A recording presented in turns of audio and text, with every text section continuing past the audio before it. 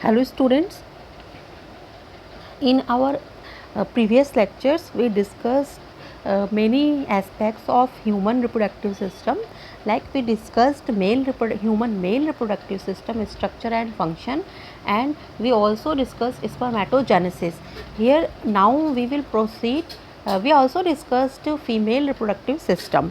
We will now proceed for discussion on female oogenesis, means female gametogenesis. Oogenesis, there is formation of ova. This topic is also known as formation of ova. First we will discuss hormonal regulation of oogenesis. Then what is hormonal regulation? How will we discuss it? Now take a look. You can see a slide. In this slide you can see that hypothalamus. In this slide you can see that there is hypothalamus, and there is release of an hormone GnRH. GnRH is gonadotropin releasing hormone. Gonadotropin releasing hormone. Then GnRH goes in hypothalamo-pituitary portal vessels and then anterior pituitary. It acts on anterior pituitary. From anterior pituitary there are two hormones are released that are known as gonadotropins. Gonadotropins includes two hormones, FSH and LH. First one is FSH. FSH is responsible for development of granulosa cells, and LH is responsible for theca cells. Theca cells are the cells covering the ovum. Ovum has two covering, theca interna, theca externa. LH acts on theca interna, and it ultimately helps in release of androgen and estrogen. Okay students, अब देखिए यही जो diagram आप यहाँ पर देख रहे हैं उसे ही मैं आपको बहुत सिंपल से वर्ड्स में बताऊंगी. यहाँ पर जो डायग्राम आप देख रहे हैं बेटा, इसके बाद इसमें फीडबैक मैकेनिज्म भी दिखाई गई है. देखिए हम इसको देखना शुरू करते हैं. तो सबसे पहले तो यहाँ पर आप देख रहे थे कि यहाँ पर हाइपोथैलेमस है. हाइपोथैलेमस को आपने देखा, तो हाइपोथैलेमस आप जब देख रहे हो तो हाइपोथैलेमस से एक हार्मोन रिलीज होता है जिसका नाम है GnRH. तो बेटा ये GnRH क्या है? Gonadotropin releasing hormone. तो आप लोग 11th क्लास में पढ़ चुके हैं कि जहाँ पर R वर्ड आ जाता है GnRH, इनहिबिटिंग या रिलीजिंग, तो ये वर्ड इसका मतलब है कि वो जो हार्मोन है वो हाइपोथैलेमस से रिलीज होता है. और हाइपोथैलेमस आप जानते हैं कि ब्रेन का पार्ट है. It is not an truly endocrine structure. It has endocrine properties because it has neurosecretory cells. यहाँ पर कुछ ऐसे न्यूरॉन सेल्स होती हैं जो हार्मोन लाइक सब्सटेंसेस का सिक्रीशन करती हैं, इसीलिए इनको एंडोक्राइन नेचर का माना गया है. तो जो हाइपोथैलेमस है एक्चुअली वो ब्रेन का पार्ट है. और जो आप जानते हैं कि अगर हम ब्रेन का स्ट्रक्चर डिस्कस करें तो फोर ब्रेन, मिड ब्रेन और हाइंड ब्रेन होता है. तो बेटा जो फोर ब्रेन है, फोर ब्रेन में तीन पार्ट आपको मेनली दिखते हैं. एक होता है ऑप्थैल्मिक लोब होता है, फिर सेरेब्रम होता है, या जिसे कि हम सेरेब्रल हेमिस्फेयर कहते हैं. हेमिस्फेयर का मतलब है कि दो आधे आधे गोले जो मेजर पोर्शन मैमेलियन ब्रेन का कवर करते हैं. उसके बाद नीचे होता है बेटा डायनसेफ्लॉन. तो ये जो डायनसेफ्लॉन होता है, अगर इसे हम एक बॉक्स लाइक स्ट्रक्चर मान लें तो इसी बॉक्स लाइक स्ट्रक्चर की एक फ्लोर होगा और रूफ होगा. तो जो डायनसेफ्लॉन का बेटा जो फ्लोर होता है, फ्लोर इसको बोलते हैं हाइपोथैलेमस, और इसका जो रूफ होता है उसे बोलते हैं एपिथैलेमस. तो डायनसेफ्लॉन के जो फ्लोर होता है, फ्लोर पर एक बोनी कैविटी होती है जिसका नाम होता है सेला टर्सिका.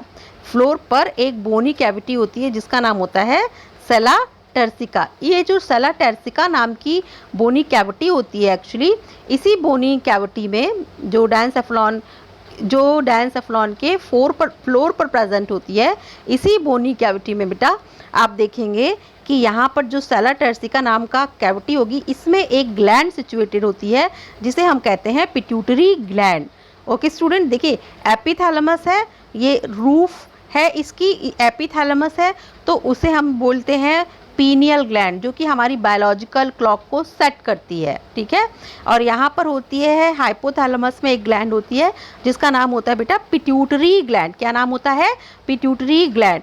तो ये जो पिट्यूटरी ग्लैंड है this is the master of master gland, और मास्टर ऑफ मास्टर ग्लैंड का भी एक मास्टर है जिसे बोलते हैं हाइपोथैलेमस। तो उसी हाइपोथैलेमस से आप देखिए these two structures hypothalamus and pituitary glands are situated in a close proximity, यानी ये दोनों बहुत पास पास स्थित होते हैं। तो इनके पास पास स्थित होने से जो ये पिट्यूटरी ग्लैंड है, ये जो इसका फंक्शन है, actually pituitary is master gland, master of endocrine orchestra. जितनी भी एंडोक्राइन ग्लैंड है जैसे थायराइड है, पैराथायराइड है, या आप जानते हैं हमारे जो जेनाइटल ऑर्गन्स होते हैं उनको गोनट्स कहते हैं, ये भी एंडोक्राइन स्ट्रक्चर है क्योंकि ये भी क्या करते हैं, हार्मोन्स रिलीज करते हैं। जैसे कि मेल में टेस्टोस्टेरोन रिलीज होता है, एंड्रोजन्स रिलीज होते हैं, फीमेल में एस्ट्रोजन, प्रोजेस्टेरॉन, रिलैक्सिन, प्रोलैक्टिन, बहुत सारे हार्मोन्स फीमेल में इस तरह रिलीज होते हैं। तो गोनट्स भी हो गए आपके, वो भी एक ग्लैंडुलर स्ट्रक्चर्स हो गए। इसी तरीके से एड्रिनल ग्लैंड्स होती है जो किडनी के ऊपर पाई जाती है। तो बेटा बहुत सारे जो ग्लैंडुलर स्ट्रक्चर हैं, इन सारे ग्लैंड्स को काम कैसे करना है, कब ये अपना हार्मोन रिलीज़ करेंगी, कब अपना हार्मोन रिलीज़ नहीं करेंगी, ये सब देखने का काम पिट्यूटरी ग्लैंड का होता है। और इसीलिए पिट्यूटरी ग्लैंड को मास्टर ग्लैंड कहते हैं, मास्टर ऑफ एंडोक्राइन ऑर्केस्ट्रा। उसी के इशारों पर सारी ग्लैंड्स जो हैं नाचते हैं, अपना धुन बजाते हैं, ठीक है। तो ये जो आपका पिट्यूटरी ग्लैंड है, ये pituitary gland, this pituitary gland remain present in sella turcica named bony cavity. ये this cavity is situated on hypothalamus, it remain close proximity of neurosecretory cells of hypothalamus. तो ये जो हाइपोथैलेमस नाम का structure है बेटा, इस हाइपोथैलेमस नाम के स्ट्रक्चर के पास एक कैविटी में पिट्यूटरी ग्लैंड प्रेजेंट होती है। और ये जो हाइपोथैलेमस है, ये एक्चुअली इसका जो सिक्रीशन है, जो कि एक्चुअली ब्रेन का पार्ट है हाइपोथैलेमस, इसके जितने सिक्रीशन होते हैं हाइपोथैलेमस के, ये सिक्रीशंस जो होते हैं वो कंट्रोल करते हैं पिट्यूटरी ग्लैंड को। और आपने समझा कि जो पिट्यूटरी ग्लैंड है this is the master of endocrine orchestra, और इन रिस्पॉन्स ये ऑल अदर ग्लैंड्स के सिक्रीशंस को कंट्रोल करती है, ठीक है। तो देखिए यही बात आपको यहाँ फर्स्ट बताई गई है, सबसे पहले यहाँ पर यही बात बताई जा रही है कि ये जो हाइपोथैलेमस होता है ये रिलीज करता है GnRH। जिस तरीके से पिट्यूटरी ग्लैंड बाकी सारी ग्लैंड्स को कंट्रोल करती है, कैसे काम करेंगी, उस जैसे कि हमारी थायराइड ग्लैंड को कंट्रोल करती है, एड्रिनल ग्लैंड को कंट्रोल करती है, इसी तरीके से जो गोनट्स होते हैं उनके सिक्रीशंस को भी पिट्यूटरी ग्लैंड जो है वो कंट्रोल करती है। तो गोनट्स के लिए लिखा है GN, कैपिटल G और N से गोनट्स, GnRH रिलीजिंग हार्मोन, यानी कि अब गोनट्स को काम करना शुरू करना है। तो ये सिक्रीशन जो होता है ये कहाँ से होता है, ये सब सिक्रीशन जो है वो हाइपोथैलेमस से होता है, ठीक है। तो आपने देखा कि जो हाइपोथैलेमस है ये रिलीज करता है GnRH, और यहाँ साफ साफ लिखा हुआ है इन हाइपोथैलेमो पिट्यूटरी पोर्टल वेसल्स, यानी कि हाइपोथैलेमस और पिट्यूटरी ग्लैंड के बीच में जो ब्लड वेसल्स का कनेक्शन है उनके माध्यम से, यानी कोई भी हार्मोन होता है बेटा, आप जानते हैं कि बेसिक कंसेप्ट हार्मोन का यही है कि हार्मोन हमेशा जो होते हैं वो बहुत ही कम मात्रा में रिलीज होते हैं, और साथ ही साथ ये सीधे ब्लड में रिलीज किए जाते हैं, और जहाँ पर इन्हें काम करना होता है ये वहाँ पर रिलीज नहीं किए, ये वहाँ पर नहीं बनते हैं, बनते हार्मोन्स कहीं और हैं, और इनका टारगेट ऑर्गन कहीं और होता है, ये काम हमेशा कहीं और जाकर करते हैं।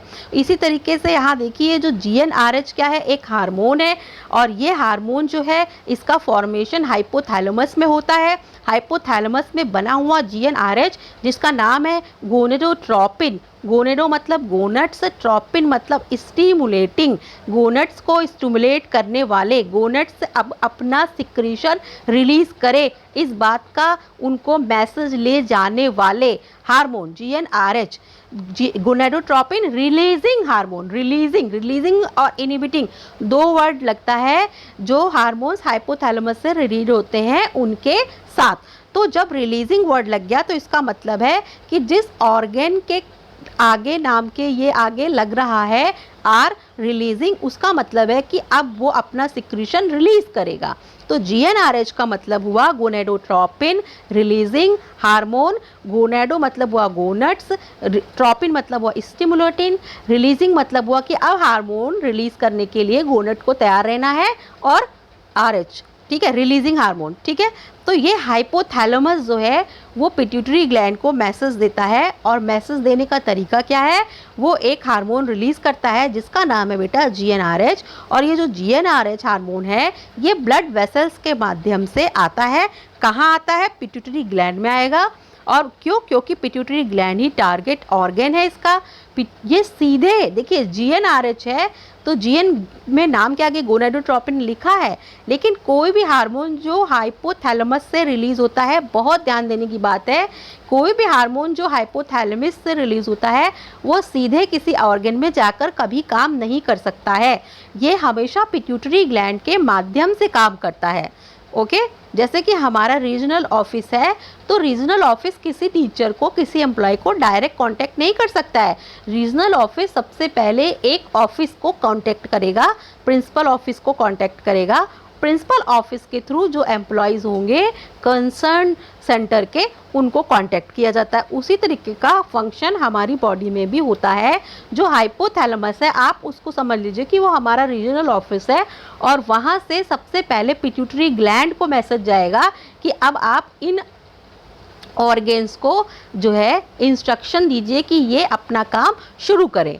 तो सबसे पहले ये जो सिक्रीशन है GnRH नाम का, ये सिक्रीशन बेटा आता है हमारी पिट्यूटरी ग्लैंड में। और आप जानते हैं कि पिट्यूटरी ग्लैंड के मेजर 2 पार्ट्स हैं, एंटीरियर पिट्यूटरी और पोस्टीरियर पिट्यूटरी। एंटीरियर पिट्यूटरी से 7 हार्मोन्स रिलीज होते हैं।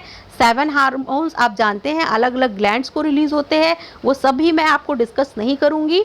तो एंटीरियर पिट्यूटरी के से 7 हार्मोन्स और पोस्टीरियर पिट्यूटरी से 2 हार्मोन्स, जो इसी चैप्टर में हमें पढ़ने। पोस्टीरियर पिट्यूटरी के 2 हार्मोन्स में से एक बेटा होता है वैसोप्रेसिन, जिसे कि हम ADH या एंटी डाई यूरेटिक हार्मोन भी कहते हैं, that is water conserving hormone. और ये किडनी की DCT पर काम करता है, और इसका काम क्या है? वाटर कंजर्वेशन, हमारी बॉडी से ज़्यादा वाटर लॉस ना हो जाए, ये देखने का काम कौन करता है? ADH या वैसोप्रेसिन नाम का हार्मोन करता है। दूसरा हार्मोन जो पोस्टीरियर पिट्यूटरी से ही रिलीज हो रहा है बेटा, उसका नाम होता है ऑक्सीटोसिन। ऑक्सीटोसिन, इसके बारे में हम लोगों ने डिस्कस किया था, लेकिन एक बार फिर मैंने आपको बताया है और आगे भी इसका डिस्कशन आते रहेगा।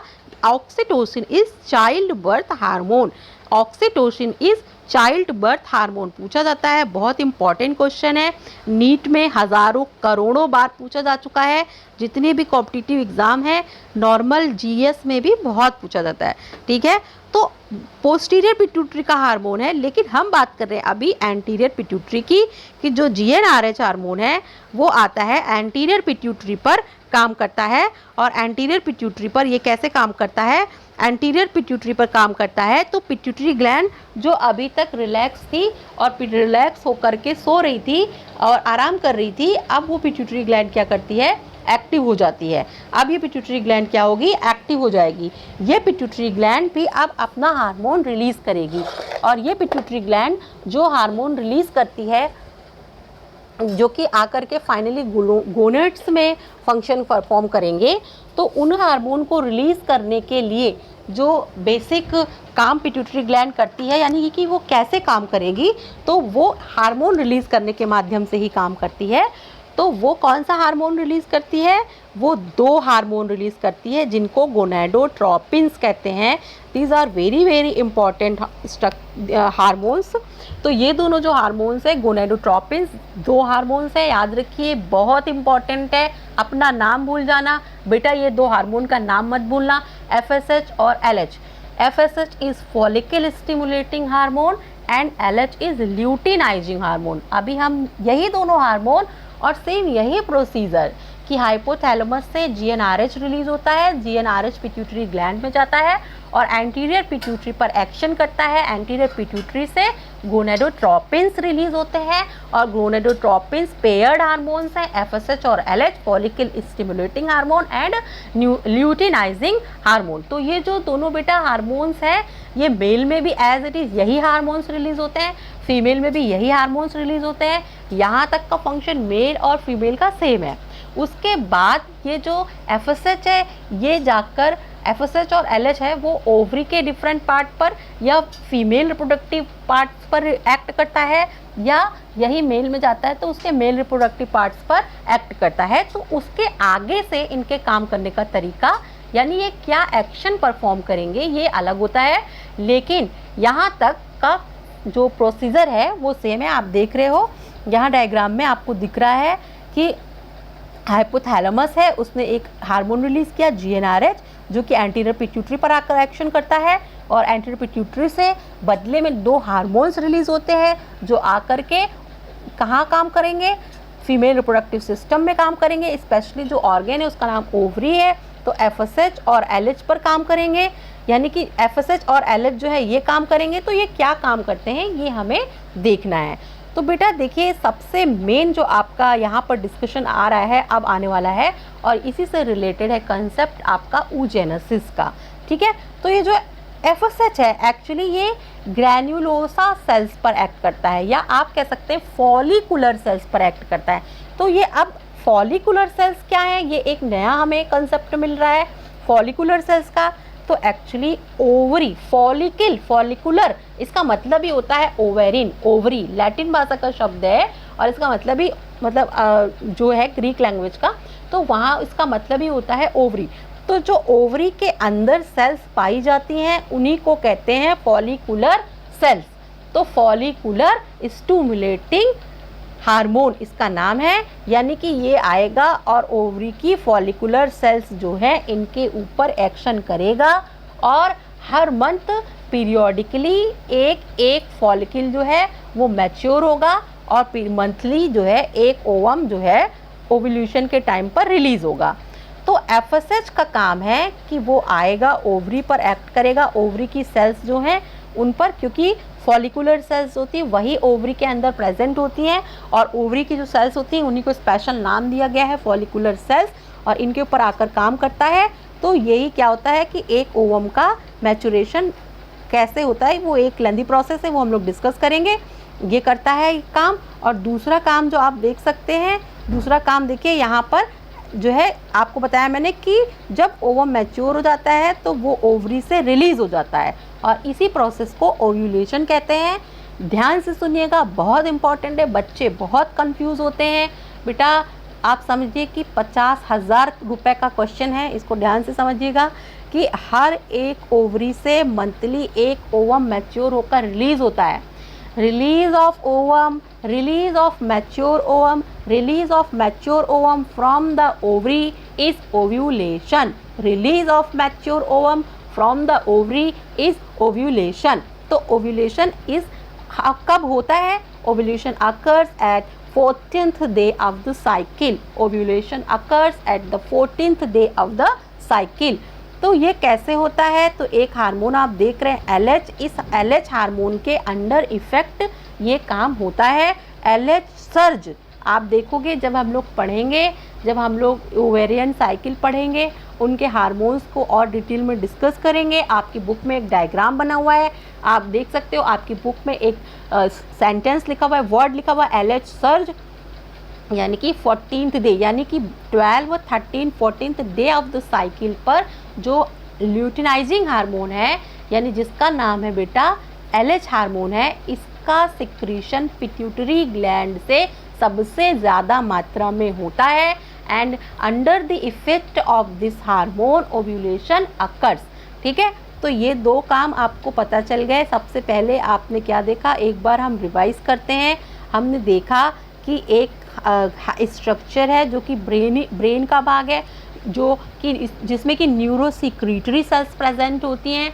तो ऐसी ब्रेन सेल्स हैं जो कोई हार्मोन रिलीज़ कर सकती, इसलिए इनको न्यूरोसिक्रेटरी सेल्स कहा जाता है। तो हाइपोथैलेमस से रिलीज होने वाली न्यूरोसिक्रेटरी सेल्स एक हार्मोन रिलीज करती है जिसका नाम है बेटा GnRH। ये GnRH जो है वो पहुंचता है कहाँ, एंटीरियर पिट्यूटरी में, और एंटीरियर पिट्यूटरी से बदले में दो हार्मोन रिलीज होते हैं, FSH और LH। अगर हम बात करें फीमेल की, तो फीमेल में जो FSH हार्मोन है इसका नाम ही है फॉलिकल स्टिमुलेटिंग हार्मोन। फॉलिकल मतलब ओवरी के अंदर पाई जाने वाली सेल्स, स्टिमुलेटिंग का मतलब हुआ स्टिमुलेट होने वाली, उत्तेजित होने वाली, यानी अब इन्हें काम करना है, इन्हें काम करने का मैसेज देने वाली सेल्स। तो FSH हार्मोन का काम है कि वो ओवरी के अंदर जाकर ओवरी के अंदर पाए जाने वाली जो फॉलिकुलर सेल्स हैं, मंथली हर एक सेल को मैसेज देगी, किसी एक सेल को मैसेज देगी कि तुम अब मैच्योर होकर क्या बनाओ, ओवम का फॉर्मेशन करो।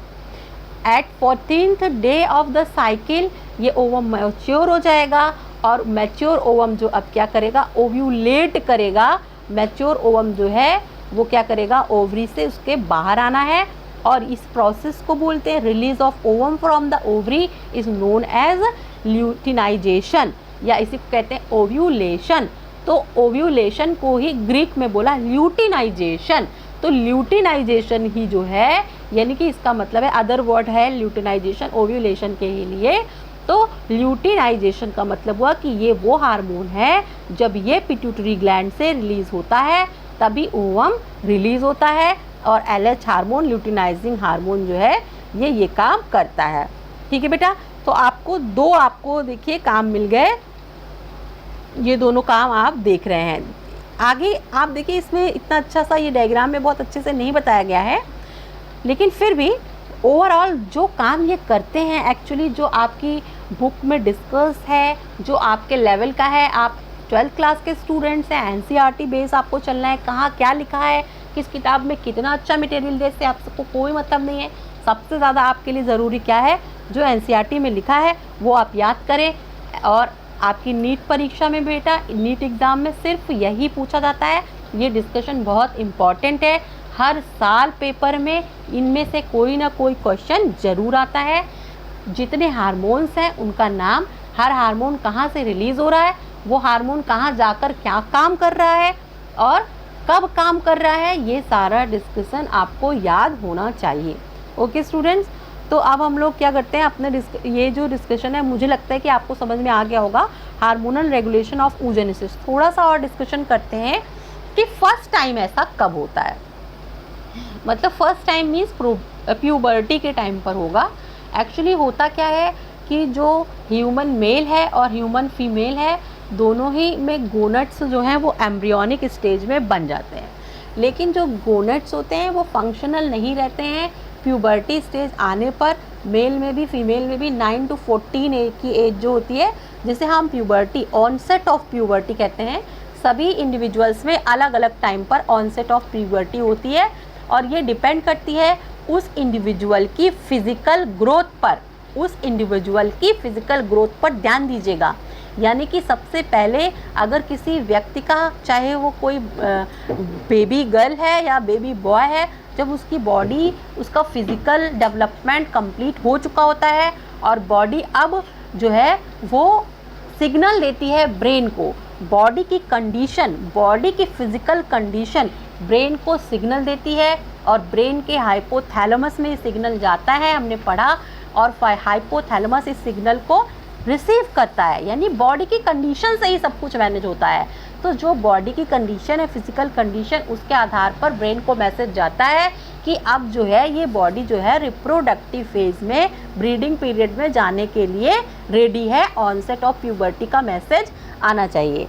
तो तब ब्रेन का हाइपोथैलेमस जो है सबसे पहली बार एंटीरियर पिट्यूटरी को मैसेज करता है, GnRH सबसे पहली बार रिलीज़ करता है, और GnRH जब फर्स्ट टाइम रिलीज़ होता है, वेरी फर्स्ट टाइम, तो ऑनसेट ऑफ प्यूबर्टी होती है। यानी गोनट्स जो होते हैं वो फर्स्ट टाइम फंक्शनल होते हैं। यही मेल में होता है और यही फीमेल में होता है। जो फीमेल होती है वो भी क्या करती है, FSH और LH हार्मोन जो है फीमेल की एंटीरियर पिट्यूटरी से भी रिलीज़ होता है, उनके ओवरी में जाकर काम करता है और ओवरी में एक्शन शुरू हो जाता है। और ओवम का फॉर्मेशन यानी oogenesis शुरू हो जाती है, यानी कि अब वो फीमेल जो है वो रिप्रोडक्टिव फेज में चली गई है। इसी तरीके का एक्शन मेल के केस में भी होता है।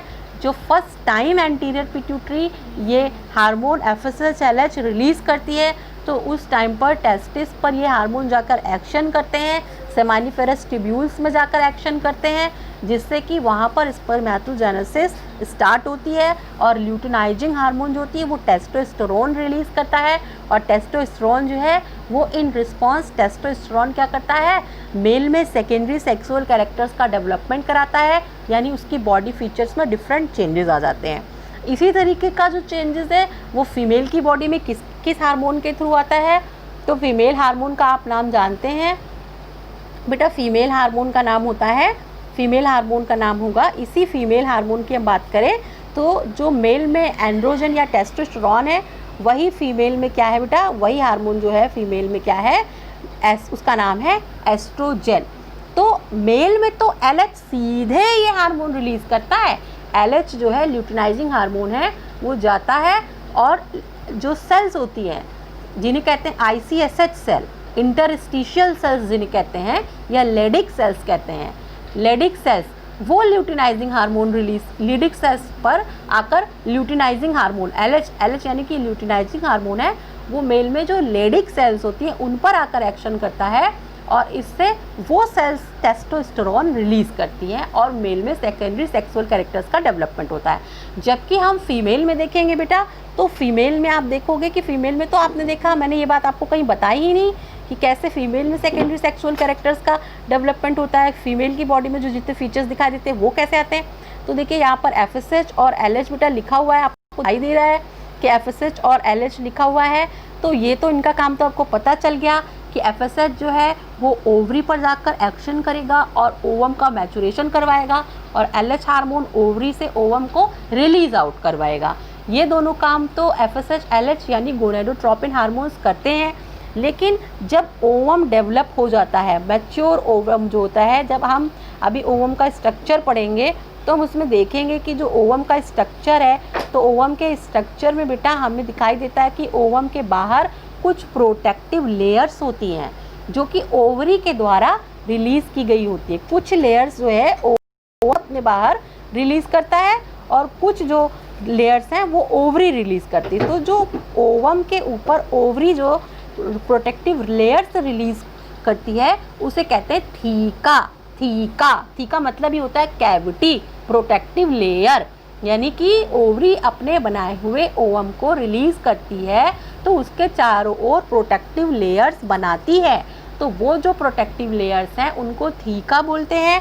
और ओवरी देखिए कैसे रिलेटेड हुए ये, आप देखिए ये FSH है, पहले FSH ओवम बनाएगा, ओवम को मैच्योर करवाएगा, oogenesis करवाएगा और ओवम के चारों ओर ओवरी एक लेयर बना रही है जिसको थीका कहते हैं। और थीका में थीका इंटरना जो है बेटा, थीका इंटरना थीका एक्सटर्ना दो लेयर होती है। जो थीका इंटरना बेटा लेयर है ये लेयर रिलीज करती है एस्ट्रोजन हार्मोन। ओवरी के द्वारा ओवम के ऊपर थीका प्रोटेक्टिव लेयर्स रिलीज की जाती हैं। थीका इंटरना नाम की जो लेयर होती है वही एस्ट्रोजन हार्मोन रिलीज करती है जिसे फीमेल हार्मोन कहते हैं, इसे ब्यूटी हार्मोन कहते हैं।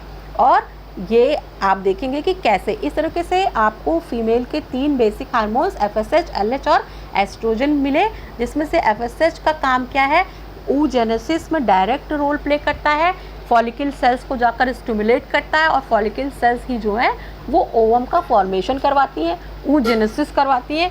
और जो LH हार्मोन है ये मैच्योर ओवम को ओवरी से रिलीज़ करवाता है और इसके पहले ही कि ओवम रिलीज़ हो जाए उसके पहले ही जब ओवम डेवलप हो रहा होता है उसी दौरान ओवम के ऊपर प्रोटेक्टिव लेयर्स बनती हैं और इन प्रोटेक्टिव लेयर्स में जो थीका इंटरना लेयर होती है वो लेयर एक हार्मोन रिलीज़ करती है जिसे एस्ट्रोजन हार्मोन कहते हैं और एस्ट्रोजन हार्मोन ही ब्यूटी हार्मोन है और ये फीमेल में सेकेंडरी सेक्सुअल कैरेक्टर्स का डेवलपमेंट करवाता है। ये बहुत इम्पॉर्टेंट 3 हार्मोन्स है बेटा और आप जानते हैं कि ये CBSE के लिए बहुत फेवरेट टॉपिक्स हैं और आप लोग इसको बहुत ध्यान से पढ़िए।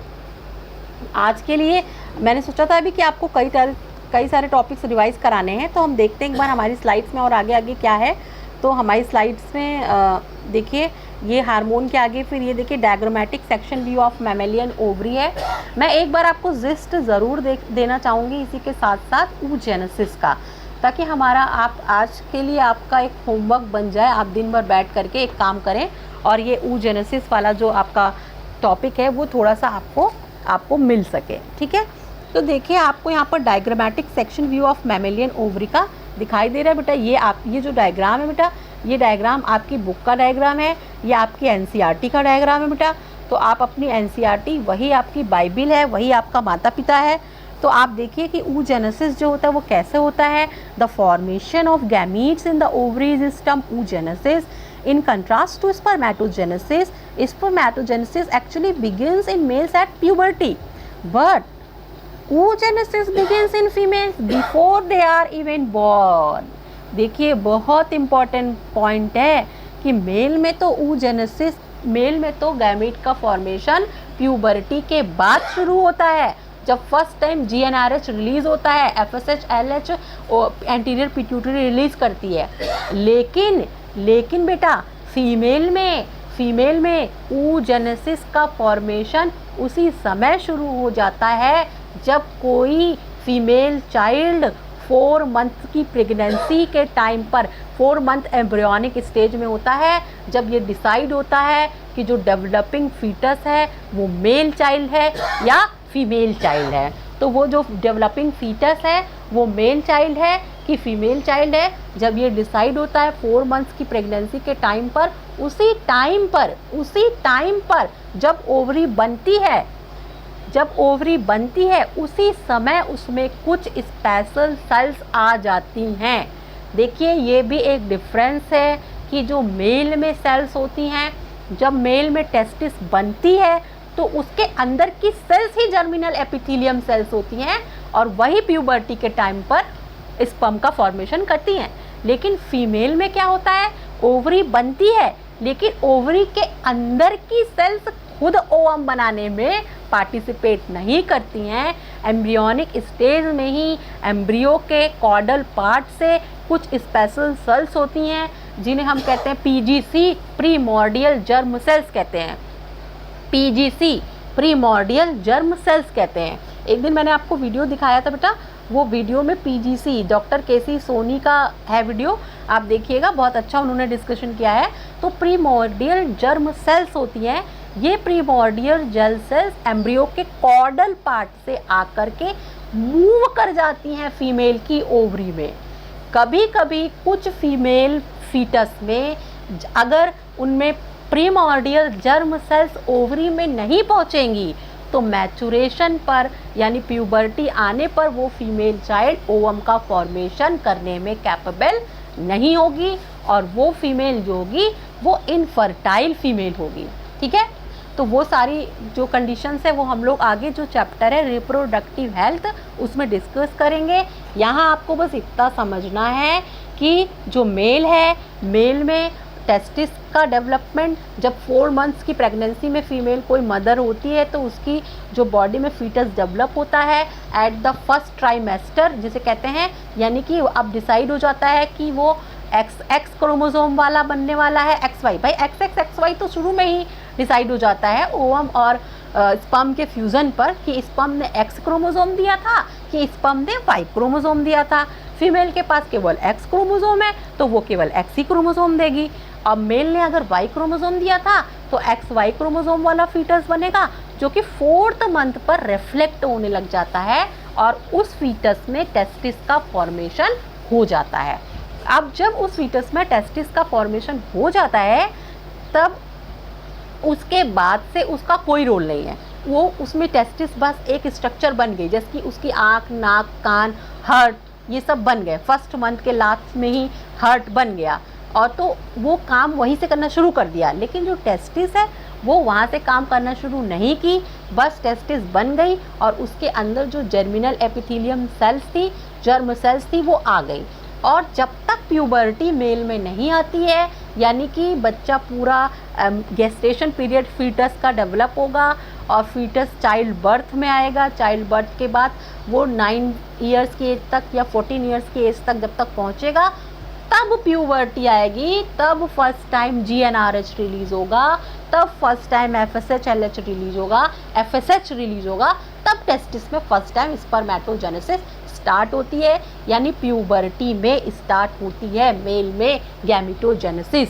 लेकिन अगर हम फीमेल की बात करें तो फीमेल में क्या होता है कि जो ओवरी है, जिस टाइम पर ओवरी बन रही है उसी टाइम पर जो एम्ब्रियो की कॉर्डल सेल्स होती हैं, एम्ब्रियोनिक कॉर्डल सेल्स होती है, वहाँ से कुछ स्पेशल सेल्स जो होती हैं वो मूव करती हैं, ओवरी के अंदर आती हैं, जिन्हें हम कहते हैं प्रिमोर्डियल जर्म सेल्स।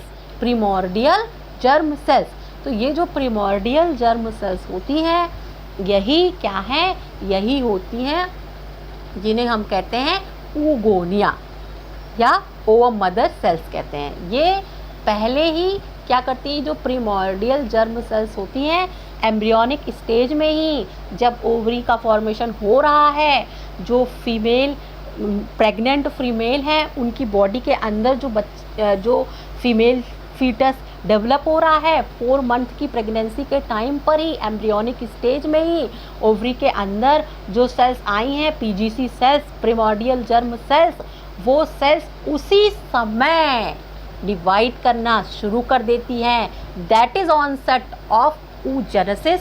ओवम का फॉर्मेशन बेटा उसी स्टेज पर शुरू हो जाता है। माँ के गर्भ से ही एक फीमेल जो है उसमें ओवम के फॉर्मेशन की स्टेज स्टार्ट हो जाती है। लेकिन आप देखेंगे कि यहाँ पर आगे की कुछ स्लाइड्स है वो मैं आपको दिखाती हूँ। देखिए यहाँ पर आप स्लाइड देखिए, ये स्लाइड देखिए आपकी NCERT की स्लाइड है बेटा। आप देखिए इस स्लाइड पे देखिए क्लियर आप देख पा रहे होंगे कि एक तरफ स्पर्मेटोजेनेसिस दिखाई गई है बेटा, एक तरफ oogenesis दिखाई गई। यहाँ देखिए साफ लिखा है स्पर्मेटोगोनिया कब बनी है, एट प्यूबर्टी, स्पर्मेटोजेनेसिस के केस में। लेकिन मेल में फीमेल में देखो फीटल लाइफ में ही बन गई थी। फीटल लाइफ में ही प्राइमरी oocyte तक की कंडीशन आ जाती है। यानी कि जो प्रीमोर्डियल जर्म सेल्स हैं, पहले वो प्रीमोर्डियल जर्म सेल्स अपनी संख्या बढ़ाती हैं, अपनी संख्या बढ़ा करके उनमें से कुछ सेल्स ओवम मदर सेल्स में बदलती हैं, उनमें से कुछ सेल्स नर्स सेल्स में बदलती हैं। भाई अगर अंदर फीटस डेवलप होगा, ओवम डेवलप होगा और एम्ब्रियो तो माँ के पेट में है, और उसके बाद 4 मंथ से 9th मंथ तक की जो प्रेगनेंसी पीरियड है वो 5 महीने का काम, फिर उसके बाद जब वो ऑनसेट ऑफ प्यूबर्टी होगी वो 14 ईयर्स का टाइम, तब तक उसको खाना पीना कौन देगा। तो इसीलिए स्पेशली, और देखिए मेल में तो क्या हो रहा है, सीधे ऑनसेट ऑफ प्यूबर्टी पर ही स्पर्मेटोजेनेसिस स्टार्ट हो रही है, तो खाने पीने की बात ही नहीं है। फीमेल में क्या है कि जो ओवम का फॉर्मेशन है, आप देखिए कहाँ स्टार्ट हो रहा है, फीटल लाइफ में स्टार्ट हो रहा है। देखिए लिखा हुआ है, ये देखिए यहाँ लिखा हुआ फीटल लाइफ में स्टार्ट हो जाता है। तो फीटल लाइफ में चूँकि स्टार्ट होता है तो यानी कि जो प्रीमोर्डियल जर्म सेल्स ओवरी में आई हैं, ओवरी की ये जो प्रीमोर्डियल जर्म सेल्स हैं, इन्हें ही प्रायः हम क्या कहते हैं, जर्म सेल्स कहते हैं। क्या कहते हैं, जर्म सेल्स कहते हैं। ओवरी को लाइन करने वाली जर्म सेल्स कहते हैं। यही जर्म सेल्स किसमें बदलती हैं, फॉलिकुलर सेल्स में बदलती हैं, यानी प्राइमरी फॉलिकल बनाते हैं, जो अभी हमने पढ़ा यही बनाती हैं। यही प्रीमोर्डियल जर्म सेल्स जो हैं वो फॉलिकुलर सेल्स बनाती हैं। तो बेटा ये जो फॉलिकुलर सेल्स हैं ये कैसे बन रही हैं, ये डेवलपमेंट एक टिपिकल डेवलपमेंट है। जितना सिंपल स्पर्मेटोजेनेसिस हमने पढ़ा था उतना सिंपल डेवलपमेंट नहीं है ये, और थोड़ा हमें इसको बहुत समझ के करना पड़ेगा, तब हम इसको समझेंगे, बहुत डिटेल में समझेंगे। तो यहाँ मैं आपको सिर्फ इतना समझाना चाहती हूँ, 2 पॉइंट समझाना चाहती हूँ कि ओवरी में जो oogenesis होती है उसके लिए जो जर्म सेल्स होती हैं उनका ओरिजिन ओवरी की ही सेल्स नहीं होती हैं, पहली बात। लेकिन जो मेल में स्पर्मेटोजेनेसिस होती है तो उसमें जो टेस्टिस के अंदर स्पर्म बनते हैं उनकी ओरिजिन स्पर्म के जो टेस्टिस के अंदर की जो सेल्स होती है, जर्मिनल सेल्स होती है, वही होती है। पहला पॉइंट ये डिफरेंस है स्पर्मेटोजेनेसिस और oogenesis में। और दूसरा पॉइंट ये डिफरेंस है कि जो oogenesis है वो फीटल लाइफ में स्टार्ट हो जाती है, जबकि जो स्पर्मेटोजेनेसिस है वो आपकी कब स्टार्ट होती है, ऑनसेट ऑफ प्यूबर्टी पर स्टार्ट होती है। तो फीटल लाइफ में कैसे स्टार्ट हो रही है बेटा, आप फीटल लाइफ में देख रहे हैं जो प्रीमॉर्डियल जर्म सेल्स है, ओवरी जब बन रही, ओवरी बन रही है फीटस में ही, तब उसी टाइम पर क्या होता है कि उसी टाइम पर प्रीमॉर्डियल जर्म सेल्स मूव करके आई हैं, ओवरी के अंदर रह रही हैं, रिजाइडिंग सेल्स हो गई ओवरी की। और अब यही सेल्स क्या करेंगी, यही सेल्स जो है क्या करेंगी, डिवीज़न स्टार्ट करेंगी। ये डिवीज़न कैसा होगा, माइटोटिक डिवीज़न होगा। और इस माइटोटिक डिवीज़न में सेल्स अपनी संख्या बढ़ाएंगी और अपना शेप बढ़ाएंगी, अपना वॉल्यूम बढ़ाएंगी, अपने अंदर ज़्यादा से ज़्यादा साइटोप्लाज्म रखेंगी, इनका न्यूक्लियस डेवलप होगा। और इनमें से कुछ सेल्स ही जो होती हैं वो oogonal सेल्स बनती हैं, और कुछ सेल्स जो होती हैं वो ग्रैन्युलोसा सेल्स बनती हैं। जो oogonal सेल्स होती हैं एक्चुअली वो ओवम बनाती हैं, और जो ग्रैन्युलोसा सेल्स होती हैं इस oogonal सेल के चारों तरफ लेयर बनाती हैं। और ये जो ग्रैन्युलोसा सेल्स हैं, या कभी इन्हें सामान्य शब्दों में इन्हें ही फॉलिकुलर सेल्स कहा जाता है। तो ये जो फॉलिकुलर सेल्स हैं वो क्या करती हैं, एक्चुअली oogonal सेल जो है अंदर, oogonal मदर सेल कहिए अभी से आप, वो उस oogonal मदर सेल को नरिशमेंट देती हैं। फॉलिकुलर सेल्स क्या करती हैं, डेवलपिंग oogonal मदर सेल्स को नरिशमेंट देती हैं, ताकि जो oogonia में अंदर वो जो इतने साल तक क्या रहेगा, उसको जिंदा रहना है। मिलियंस ऑफ, एक दो नहीं, कपल ऑफ मिलियन सेल्स होती हैं ये, यानी करोड़ों, मिलियन का मतलब हो गया आपका 10⁻⁶ मिलियन। हाँ, तो यानी कि करोड़ों सेल्स होती हैं, हर ओवरी में करोड़ों सेल्स बनती हैं बेटा। और ये करोड़ों सेल्स एक एक में देखेंगे तो 2 मिलियन oogonal मदर सेल्स होती है। और मंथली यही oogonal मदर सेल्स जो होती हैं यही मैच्योर होती है, यही ओवम बनाती हैं और यही रिलीज़ होती हैं। ठीक है, तो ये करोड़ों सेल्स हैं। ठीक है, तो ये एक आपने देखा कि दो डिफरेंस हमने देखा कि जो ओरिजिन सेल्स है, जर्म सेल्स की ओरिजिन अगर हम देखें तो मेल के केस में उस जर्म सेल्स की ओरिजिन कहाँ होती है, मेल के केस में वो जर्म सेल्स टेस्टिस के अंदर की ही जर्मिनल एपिथेलियम होती है, उसी से बनती है। फीमेल के केस में वो एम्ब्रियोनिक कॉर्डल रीजन जो होता है वहाँ से मूव कर कर प्रीमॉर्डियल जर्म सेल्स आती हैं ओवरी के अंदर।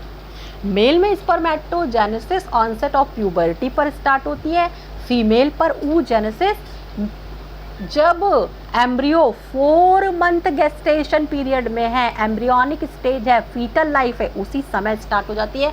बच्चे इसमें इतना गलती करते हैं, मेरे इतनी बार बताने के बावजूद बेटा आप लोग इस क्वेश्चन का आंसर नहीं दे पाते हैं।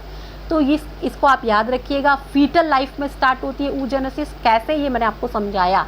क्यों, क्योंकि देखिए वहीं पर क्या हो रहा है, प्रीमॉर्डियल जर्म सेल्स है वो डिवाइड करना शुरू कर दे रही है, अपनी संख्या बढ़ा रही है, अपनी ग्रोथ कर रही है, और किस में बदल जाती है, oogonal मदर सेल्स में या oogonal में बदल जाती है। और सिर्फ बेटा माइटोटिक डिवीज़न ही नहीं होता है कि सिर्फ माइटोसिस हुई, माइटोसिस के साथ साथ पहली मियोसिस, फर्स्ट मियोटिक डिवीज़न भी वहीं हो जाता है। फर्स्ट मियोटिक डिवीज़न देखिए, और आप हमेशा जानते हैं कि जब फर्स्ट मियोसिस हो जाए, यानी मियोसिस फर्स्ट हो जाए, तो उसके जो जिस स्टेज में होता है, जिस स्ट्रक्चर में होता है, उसे हम बोलने लगते हैं प्राइमरी oocyte या प्राइमरी स्पर्मेटोसाइट। जहाँ प्राइमरी वर्ड पहले लगा है उसका मतलब आप समझिए कि इसमें मियोसिस होगी, इसमें मियोसिस होगी, है ना। तो फर्स्ट मियोसिस किस में होती है, प्राइमरी oocyte में। फर्स्ट मियोसिस किस में होती है, प्राइमरी स्पर्मेटोसाइट में। सेकंड मियोसिस किस में होती है, सेकेंडरी oocyte में। सेकंड मियोसिस किस में होती है, सेकेंडरी स्पर्मेटोसाइट में। ऐसे आपको याद रखना है, क्योंकि बच्चे ये कंफ्यूज हो जाते हैं कि प्राइमरी स्पर्मेटोसाइट मियोसिस से बना है कि इसमें मियोसिस होगी। तो बेटा प्राइमरी स्पर्मेटोसाइट मियोसिस से बना नहीं है, इसमें मियोसिस होगी। प्राइमरी स्पर्मेटोसाइट डिप्लॉयड है, प्राइमरी oocyte भी डिप्लॉयड स्ट्रक्चर है। तो मेल में तो ये सब प्यूबर्टी के बाद स्टार्ट होता है, लेकिन फीमेल में फीटल स्टेज में स्टार्ट हो जाता है। और वहीं पर oogoneal मदर सेल्स जो कि माइटोसिस से बनी होती हैं, उनमें ही मियोसिस स्टार्ट हो जाती है और मियोसिस, फर्स्ट मियोसिस का प्रोफेज 1 शुरू हो जाता है और प्रोफेज 1 अरेस्ट स्टेज आती है और चाइल्ड बर्थ तक, और चाइल्ड बर्थ के बाद ऑनसेट ऑफ प्यूबर्टी तक, इतने टाइम तक अरेस्ट स्टेज में रहती है। यानी कि जो oogoneal मदर सेल्स हैं वो उसी रूप में जन्म नहीं लेती हैं। वो oogoneal मदर सेल्स क्या करती हैं, जब बनती हैं उसी समय ही कुछ समय बाद वो किस में बदल जाती हैं, प्राइमरी oocyte में बदल जाती हैं। प्राइमरी oocyte के ही रूप में किसी फीमेल में जो है वो ओवरी के अंदर सेल्स जन्म लेती हैं। चाइल्ड बर्थ उस स्टेज में होता है। देखिए यहाँ ये सब बेटा बिल्कुल क्लियर आपके एनसीईआरटी में लिखा हुआ है। देखिए बर्थ, चाइल्डहुड, प्यूबर्टी, तीनों स्टेज का किस रूप में दिखाई दे रही है, प्राइमरी oocyte में दिखाई दे रही है। और ये सब कब हो रहा है, फीटल लाइफ में हो जा रहा है। तो बेटा ये सब बहुत इम्पॉर्टेंट है। और यहाँ पर आपको 3 आपको दिखाई दे दिए, 3 डिफरेंस पता चल गए। पहला तो ये कि ओवरी में जो प्रिमोर्डियल जर्म सेल्स हैं वो मूव करके आती हैं। दूसरी बात, ओवरी में oogenesis फीटल लाइफ में स्टार्ट हो जाती है। तीसरी बात, अरेस्ट स्टेज आती है। Spermatogenesis is a continuous process. जब एक बार शुरू हो गई तो कंप्लीट हो जाएगी। जितने दिन का टाइम पीरियड है 75 डेज का लगभग। लेकिन जो oogenesis है वो 1 मंथ का प्रोसेस, तो हमें लगता है कि वो 1 मंथ का प्रोसेस है, लेकिन वो अरेस्ट स्टेज में आती है। और यानी कि 2 टाइम अरेस्ट होता है। फर्स्ट अरेस्ट हमने पढ़ लिया, फीटल अरेस्ट हमने पढ़ लिया। उसके बाद जो दूसरा अरेस्ट स्टेज है वो कब आता है वो हम लोग आगे पढ़ेंगे। लेकिन ये डिफरेंस के टाइम के लेवल पर आपको ये पता हो जाना चाहिए कि spermatogenesis is a continuous process and oogenesis is arrest stage. बहुत अरेस्ट स्टेजेस में होता है, मतलब अभी आज हो रहा है फिर थोड़े दिन के लिए रुक गया। यानी देखिए जब ओवरी बन रही है उस समय प्राइमरी oocyte बन गई और उसके बाद 15 साल अरेस्ट, फिर 15 साल के बाद स्टार्ट हो रहा है। उसके बाद फिर जब आफ्टर मैरिज स्टार्ट होगा, ठीक है। तो देखिए आप ये देखिए यहाँ पर हमने ये सब बताया आपको। मैंने अभी जो आपको डिफरेंस बताया, ये डिफरेंस वाला पेज मैंने ओपन कर दिया है। ये डिफरेंस वाले पेज में देखिए मैंने आपको क्या क्या बताया। प्रोसेस में मैंने आपको बताया, लोकेशन बता दिया, अकर्स एंटायरली इन टेस्टिस, लेकिन occurs mostly in ovaries, ovary में लिखा है। क्यों? क्योंकि कुछ सेल्स जो हैं वो क्या है, वो बाहर से प्रिमोर्डियल जर्म सेल्स मूव करके आती हैं, ठीक है। और बाकी का जो और डेवलपमेंट है बेटा फर्टिलाइजेशन के टाइम पर होता है, जब स्पर्म जो है ओवम के कांटेक्ट में आ जाता है, उसके बाद भी कुछ पोर्शन oogenesis का कंप्लीट होता है। इसीलिए लिखा है occurs mostly in ovaries.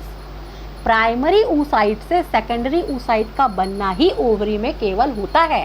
Primary oocyte से पहले की स्टेज जो है वो फीटल स्टेज में हो जाता है और सेकेंडरी oocyte से आगे का जो डेवलपमेंट है मैच्योर ओवम जिसे ooted कहते हैं, उसका डेवलपमेंट भी जो है आफ्टर फर्टिलाइजेशन होता है। फिर लेकिन आप मियोटिक डिवीज़न देखिए, ये हम लोगों ने अभी ये नहीं पढ़ा। हाँ, जर्म लाइन एपिथेलियम पढ़ा हमने, इन्वॉल्व इन गैमीट प्रोडक्शन। और यहाँ क्या हो रहा है, is not involve in gamete production, बल्कि जो ओवरी की जर्म लाइन एपिथेलियल सेल्स हैं एक्चुअली वो नहीं इन्वॉल्व होती हैं। प्रिमोर्डियल जर्म सेल्स जो एम्ब्रियोनिक कॉर्डल रीजन से मूव करके आई हैं वो oogenesis में इन्वॉल्व होती है। अगर ये पॉइंट आपको याद नहीं रहता है तो आप भले ना याद करें, क्योंकि ये पॉइंट आपके एनसीईआरटी में नहीं दिया है, एडिशनल पॉइंट है, ये भले आप ना याद करें, लेकिन बाकी की कंटिन्यूअस है और डिसकंटिन्यूअस है और मोस्टली इन टेस्टिस, मतलब always in testis, mostly is in ovaries. और कब स्टार्ट हो रही है, ऑनसेट ऑफ प्यूबर्टी, और दूसरा जो है वो कब स्टार्ट हो रही है, फीटल स्टेज में। तो ये 3-4 डिफरेंस आपकी बुक के हैं, इसको ज़रूर याद रखेंगे। तो आप देखिए इस तरह से मैंने आपको बताया कि टाइमिंग में लिखा हुआ, देखिए ड्यूरेशन लिखा है कि जो स्पर्मेटोजेनेसिस है इज़ अ अनइंटरप्टेड प्रोसेस, और जो oogenesis है is occurs in arrested stages. फिर देखिए ऑनसेट में बेटा लिखा हुआ है बेगिन्स एट प्यूबर्टी, यहाँ लिखा है बेगिन्स इन फीटस, प्री नेटल स्टेज में स्टार्ट हो जाता है। रिलीज़ की बात लिखिए, कंटिन्यूअस रिलीज़ होता है, यहाँ monthly from puberty, menstrual cycle इसे कंट्रोल करता है, ठीक है। और साथ ही साथ जो स्पर्मेटोजेनेसिस है वो लाइफ लॉन्ग हो सकती है, क्योंकि आपने देखा कि जो स्पर्म की ही सेल्स हैं, वो जो टेस्टिस के अंदर ही सेल्स हैं, वही स्पर्म बना रही हैं, जर्म लाइन सेल्स ही। तो कंटिन्यूअस लाइफ लॉन्ग रहता है, लेकिन after a definite time period वो जो स्पर्म होते हैं वो सक्सेसफुल फर्टिलाइजेशन को परफॉर्म कर पाने में कैपेबल नहीं होते हैं। और जबकि फीमेल में आप देखेंगे टर्मिनेट्स विथ मेनोपॉज, यानी कि जो प्रीमोर्डियल जर्म सेल्स हैं, हालांकि वो क्या है, मिलियंस ऑफ सेल हैं, 4-5 मतलब लगभग 3-4 मिलियन सेल्स हैं, तो पर्याप्त है एक फीमेल के रिप्रोडक्टिव लाइफ को सरवाइव करवाने के लिए। तो वो मिलियन सेल्स हैं, लेकिन वो एक डेफिनेट टाइम के बाद फीमेल में ओवम का रिलीज, ओवम का फॉर्मेशन रुक जाता है, जिसे मेनोपॉज कहते हैं। 50 के एट द एज ऑफ 50 ऐसा होता है जब लगभग सारी जो सेल्स आई थी वो सारी की सारी सेल्स जो है ख़त्म हो जाती हैं, तब ऐसा होता है। तो इस तरीके से कुछ बेसिक डिफरेंस अपने oogenesis और स्पर्मेटोजेनेसिस के मैंने आपसे डिस्कस किए बेटा, और ये डिस्कशन आप जानते हैं कितना इम्पॉर्टेंट है। तो ये अब मैं अपना आज का डिस्कशन मैं यहीं पर समअप करती हूँ। मैं आपको ये बताना चाहती हूँ कि देखिए आप ये इसके अलावा जो स्लाइड्स हैं और हम लोग क्या क्या ये डिस्कस करेंगे, देखिए ये स्लाइड्स हैं और इन्हें हम लोग फिर से डिस्कस करेंगे। इसमें से काफ़ी जो है हम लोगों ने पहले भी डिस्कस किया हुआ है, ठीक है। लेकिन आज आपका थोड़ा आप जिससे कि अपना टाइम है उसे यूटिलाइज़ कर सकें, तो ये कुछ डायग्राम्स, स्पेशली जो आपके एनसीईआरटी के डायग्राम्स थे उनको मैंने डिस्कस किया है। कुछ बच्चे बोल रहे थे कि मैडम आवाज़ जो है बहुत धीमे आती है, तो मैंने आज आवाज़ लाउड करके रिकॉर्डिंग की है। तो थैंक यू। अगर आपको मेरा वीडियो पसंद आता है तो लाइक, शेयर और सब्सक्राइब करिए और सीखिए बेटा।